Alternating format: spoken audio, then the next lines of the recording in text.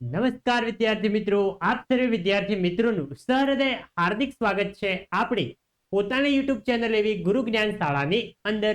તો વિદ્યાર્થી મિત્રો, આજના આ વિડીયોની અંદર આજે આપણે ધોરણ 9 વિષય છે આપણો સંસ્કૃત, એની અંદર પ્રકરણ નંબર 5 જે છે સુભાષિત વૈભવ, એનું આજે આપણે સ્વાધ્યાયનું સંપૂર્ણ સોલ્યુશન આ વિડીયોની અંદર જોવાના છીએ.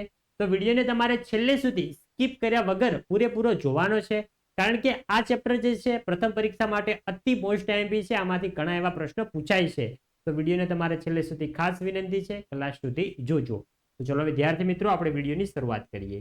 સૌપ્રથમ છે પહેલો કે વિકલ્પ્ય સમુચિત પદમ ચિત્વા લેખત, એટલે કે વિકલ્પમાંથી સાચો પ્રશ્નનો જવાબ પસંદ કરીને લખવાનો છે. પહેલો, ચલા ચલે સંસારે કી નિશ્ચલ, તો એની અંદર આવશે ઓપ્શન નંબર બી જે છે કીર્તિહ, એ આપણો રાઈટ આન્સર રહેશે.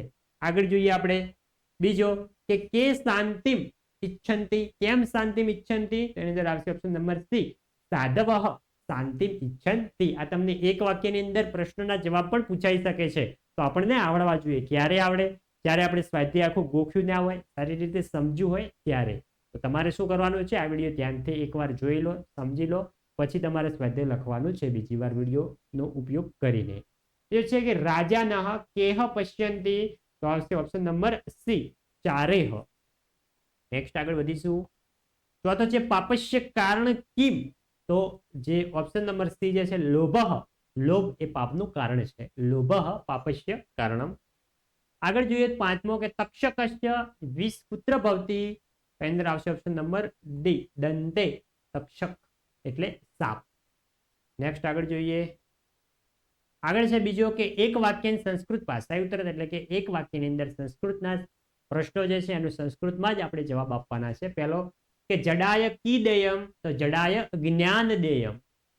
પછી છે આ તમને ખાલી જગ્યામાં પણ પૂછાઈ શકે છે, વિકલ્પમાં પણ પૂછાઈ શકે છે. બીજો લોભાત કી પ્રભવતી, અંદર આવશે લોભાત ક્રોધઃ પ્રભવતી. નેક્સ્ટ આગળ વધીશું. આગળ છે ત્રીજો કે વૃશ્ચિકસ્ય વિષપુત્ર ભવતી, તો વૃશ્ચિકસ્ય તસ્ય પુચ્છે ભવતી, વૃશ્ચિકસ્ય એટલે કે માખી. ત્રીજો છે ઉદાહરણ અનુસાર શબ્દ રૂપાણ પરિચય કરત, ઉદાહરણ આપેલું છે જ્ઞાનંદ, તો આનું જોઈ શકો છો મૂળ રૂપ જ્ઞાન, અકારત નપુંસકલિંગ છે, ચતુર્થી છે ને એક વચન છે. એવી રીતે આપણા બીજા શબ્દો આપેલા છે, એના આપણે મૂળ રૂપ, એનો કયું વચન છે, કયું લિંગ છે એ ઓળખાવાનું છે. તો નેક્સ્ટ છે ગુણાહ, તો જોઈ શકો છો ગુણ, અકારાંત, પુલ્લિંગ, પ્રથમા સંબોધન છે ને બહુવચન છે. જે છે મક્ષિકાહ, એની થશે મક્ષિકા, અકારાંત, સ્ત્રીલિંગમ, પ્રથમા અને એક વચન. તો છે દરિદ્રાય, તો થશે દરિદ્ર, અકારાંત, પુલ્લિંગમ, ચતુર્થી ને એક વચન.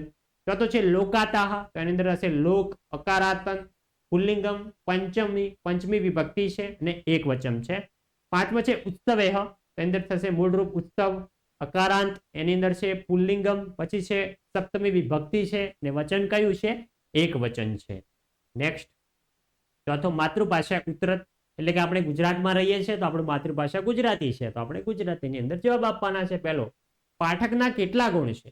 તો પાઠકના કુલ 6 ગુણ છે. મધુરતા, અક્ષરોની અભિવ્યક્તિ, પદોનું વિભાજન, સારો સ્વર, ધીરજ અને લય. બીજું છે દરિદ્રને શું આપવું જોઈએ? તો દરિદ્રને ધન અને દાન આપવું જોઈએ. નેક્સ્ટ આગળ વધીશું. ત્રીજો, કવિ બાંધવ કોને માને છે? તો જે ઉત્સવ પ્રસંગમાં, સંકટના સમયમાં, દુકાળ વખતે, શત્રુઓ સાથેના યુદ્ધમાં, રાજાના દરબારમાં અને શમશાનમાં આપણી સાથે ઊભો હોય તેને કવિ બાંધવ માને છે. બાંધવ એટલે કે ભાઈ, મિત્ર માને છે. પાંચમો છે સંધિ વિચ્છેદ કરો, એટલે કે સંધિ આપણે છોડવાની છે. પછી ચલાચલમ ઇદમ, એની અંદર આવશે ચલાચલમ પ્લસ ઇદમ. બીજો છે વર્ણમ ઇચ્છંતી, એની અંદર આવશે વર્ણમ પ્લસ ઇચ્છંતી. ત્રીજો છે પદે છંતુ પદે દસ્તુ, તો એની અંદર આવશે પદે પદ છેદ અને પ્લસ તુ. આ મિત્રો જે ચેપ્ટર છે સુભાષિત વૈભવ, એ પરીક્ષામાં અતિ મોસ્ટ આઈએમપી છે. ફરીવાર કહું છું, તમારે પ્રથમ પરીક્ષાનું તો બિલકુલ પ્રથમ નહીં, પણ જે તમારી ધોરણ 9 ની તમામે તમામ આવનાર પરીક્ષાઓ છે એનું બિલકુલ ટેન્શન લેવાનું નથી, કારણ કે અમે અમારી ચેનલ ઉપર તમને અતિ મોસ્ટ આઈએમપી પ્રશ્નપત્રો આપીશું. જે પ્રશ્નપત્રો તમને પરીક્ષાની અંદર પૂછાવાના ચાન્સ 90% થી પણ વધુ છે એના પ્રશ્નોના, તો અચૂકથી તે પ્રશ્નો સૌપ્રથમ તમારે તૈયાર કરી જ લેવાના છે, અને એ પ્રશ્નપત્ર મેળવવા માટે તમારે અત્યારથી જ અમારી સાથે જોડાયેલા રહેવું પડશે. છઠ્ઠો છે શ્લોક પૂર્તિ કરો. પહેલો છે ચલા, અતિ મોસ્ટ ટાઈમ છે બંને શ્લોક પૂર્તિઓ. ચલ જોઈએ આપણે. ચલ વિત ચલ ચિત ચલે જીવિત યૌવને ચલાચલ મિદ સર્વ કીર્તિ રેવહી જીવતી. બીજો છે દરિદ્રાય ધન દેય જ્ઞાન દેય જડાય ચ પિપાસિતાય પાનીય શુદ્ધિતાય ચ ભોજનમ. જોઈ શકો છો સંપૂર્ણ શ્લોક પૂર્તિ છે. તમને જે રેડ કલરથી અલગથી માર્ક કરીને આપેલા છે એ આપણો આન્સર છે, સાચી શ્લોક પૂર્તિ છે. તો વિદ્યાર્થી મિત્રો આ હતું આપણું ધોરણ 9 વિષય સંસ્કૃત વિષયની અંદર પ્રકરણ નંબર 5 જે છે સુભાષિત વૈભવ એનું સ્વાધ્યાયનું સંપૂર્ણ સોલ્યુશન. તો વિદ્યાર્થી મિત્રો તમને આ વિડીયો સારો લાગ્યો હોય, યુઝફુલ લાગ્યો હોય તો વિડીયોને અચૂકથી લાઈક કરીને જવાનું છે, અને ચેનલ ઉપર નવા હોય તો તમને ખબર છે ચેનલને અચૂકથી સબસ્ક્રાઇબ કરીને જવાનું છે. મળીશું આવનાર આવા જ બીજા ઉપયોગી વિડીયો સાથે. ત્યાં સુધી આવજો. જય હિન્દ, જય ભારત.